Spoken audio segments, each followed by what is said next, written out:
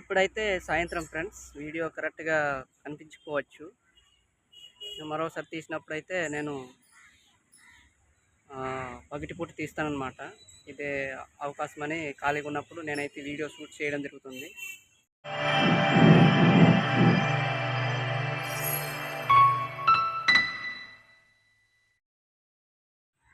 Friends నేను తీసిన video అయితే సాయంత్రం కాబట్టి కొద్దిగా కింద కాకులు రట్టేసాయన్నమాట. దానికి అయితే అలా తోకలా ఉంది. కానీ ఉదయం పూట అయితే క్లీన్ చేసేవాళ్ళు బాగానే ఉంటారు కాబట్టి క్లీన్ చేసేటప్పుడు చాలా బాగుంటాయి అన్నమాట వ్యూ.